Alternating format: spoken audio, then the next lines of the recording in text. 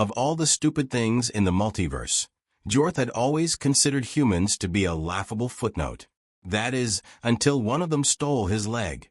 The elder god sat, or rather leaned awkwardly, on the edge of a shattered asteroid, their shimmering, translucent bodies disturbed by an absence. Jorth was missing an entire lower limb. The voidling who had brought him the news squirmed nervously, its voice like the scraping of galaxies colliding. It wasn't stolen per se, the voidling stammered.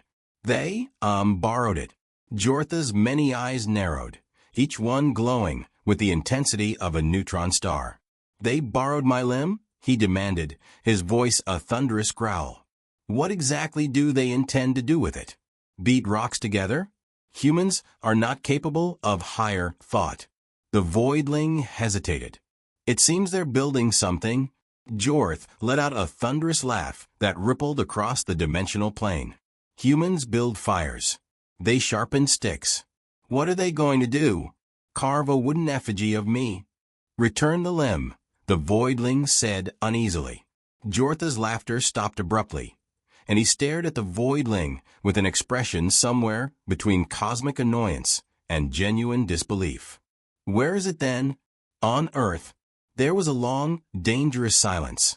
Jorth's many eyes flickered, his towering form radiating disbelief as one of his tentacles slammed into the asteroid, splitting it clean in half. Earth, he bellowed. The dirt ball crawling with primitives? Yes, the voidling replied, squirming. But, we think they've activated the limb. For a moment, Jorth simply sat there, processing the sheer audacity of the situation. His limb, an artifact of pure, incomprehensible energy that mortals could barely perceive without having their minds reduced to jelly, was somehow in the hands of humans. And worse, it was active. What do you mean activated?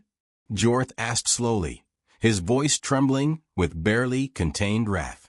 The voidling winced. It's glowing. They've hooked it up to some sort of contraption. Contraption? Jorth repeated, his voice dangerously low. Yes, Lord Jorth, and, it's emitting signals. Signals? Jorth growled, his voice a low rumble of menace. Broad spectrum. Multi-dimensional. Highly structured signals. Jorth stared at the voidling, disbelief etched across his form.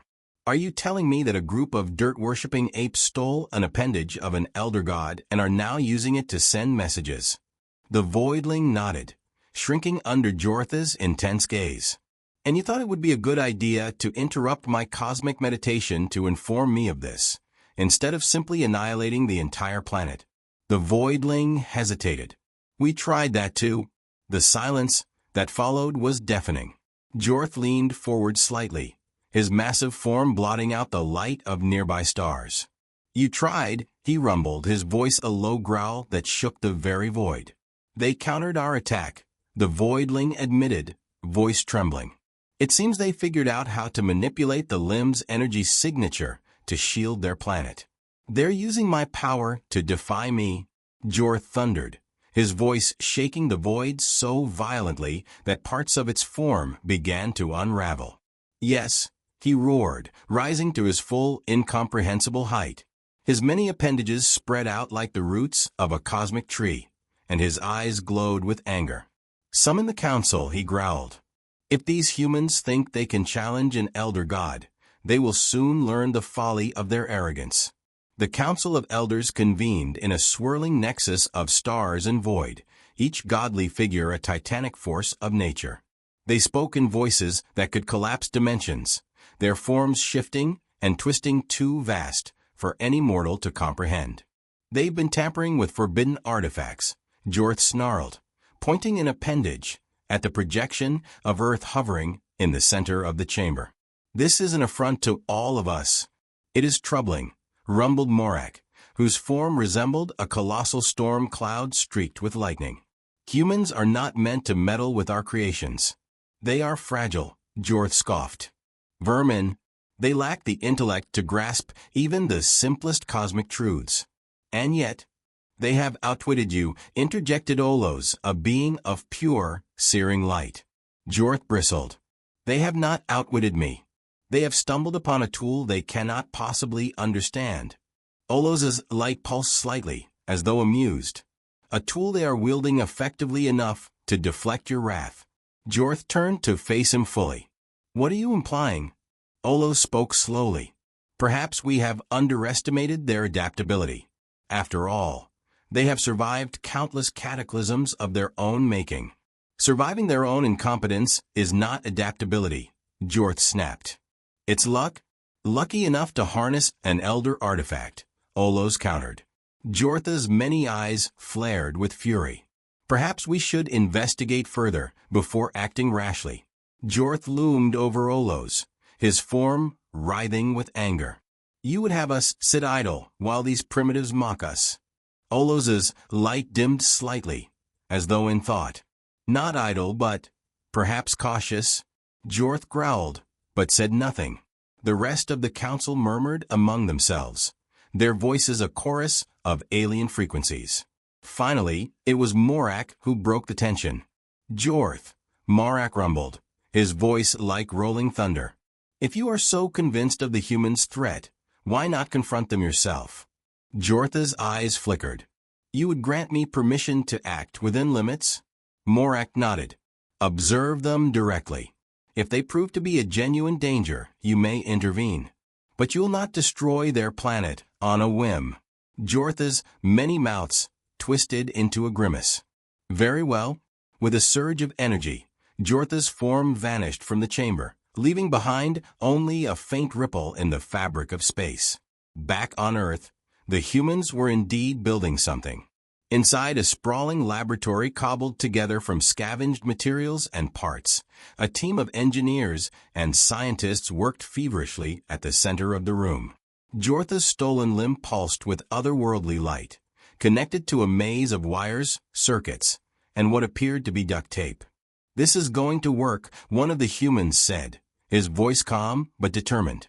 His name was Callum, and he was the one who had orchestrated the theft of the artifact. If it doesn't, we're probably going to get vaporized, replied another human, adjusting a monitor. Optimism, Dave, Callum said. We've got this. The artifact pulsed again, and the monitors around the room lit up with streams of incomprehensible data. The team cheered. First contact is a go, Callum said, a grin spreading across his face. Let's see how the gods like being on the receiving end for once. In the vastness of the cosmos, Jorth's many eyes twitched. He could feel the human smugness. This was far from over. The artifact pulsed brighter than ever, its light reaching across the laboratory and reflecting in the wide eyes of Callum and his team. The jury-rigged equipment buzzed and clicked, teetering on the edge of overload. A hum filled the air, an otherworldly resonance that seemed to bypass the ears and speak directly to the bones. Energy levels are stabilizing, Dave reported, his voice barely audible over the noise. The artifact's output is synchronizing with the transmitter array. Callum nodded, his gaze fixed on the main console. Good. Keep it steady. The last thing we need is a feedback loop. Nearby, a younger technician raised a cautious hand. Just to confirm, this won't accidentally blow up the planet, right? Only if you unplug something without asking, Callum replied dryly. Stay focused. The technician muttered something under his breath, but returned to his station. The air inside the lab felt charged, alive with potential. Every person there knew the stakes. They were poking a god in the eye. But if they succeeded, they'd do more than just survive. They'd send a message across the universe. Jorth felt the artifact's vibrations, as though they were reverberating through his own body. The sensation was maddening, a low, persistent buzz that clawed at the edges of his mind. His fury simmered beneath the surface as he stared at the projection of Earth still floating in the council chamber. This has gone on long enough, Jorth growled. They are actively provoking us. Are we to stand by while they desecrate our creations? We are not blind to their actions, Olos replied calmly. But they're not attempting to destroy the artifact. If anything, they seem to be learning from it. That's the problem, Jorth roared, his form writhing with frustration. Do you not see what this could lead to? Give them an inch, and they will take a galaxy. Hyperbole does not suit you, Jorth, Olo said, his light dimming slightly in what might have been a sigh. What you call desecration, I see as innovation. Jorth scoffed. Innovation? Learn what? That mortals are too foolish to know their place. Olos did not respond, and for a moment, the chamber was silent, save for the murmurs of lesser gods observing the debate. It was Morak who broke the tension. Jorth Morak rumbled. If you are so convinced of the humans' threat, why not confront them yourself? Jorth's eyes flickered. You would grant me permission to act within limits? Morak replied, observe them directly. If they prove to be a genuine danger, you may intervene. But you will not destroy their planet on a whim. Jorth recoiled, incredulous. Very well. With a surge of energy, Jorth's form vanished from the chamber, leaving behind only a faint ripple in the fabric of space. Back on Earth, the humans were making final adjustments to their equipment. The artifact was now fully integrated into the transmitter array, its pulsating energy forming a visible halo around the machine. Everything's in place, Callum said. Time to see if we can make some noise. Are we sure about this? Dave asked, his voice tinged with unease. We're literally broadcasting our position to beings who could squash us like bugs. They already know we're here, Callum shot back, his voice sharp. The difference now is that we're not just sitting around waiting to be squashed. We're showing them that we can push back. Dave hesitated, then nodded. Fair enough. Let's do it. Callum's fingers flew over the console, inputting the final commands.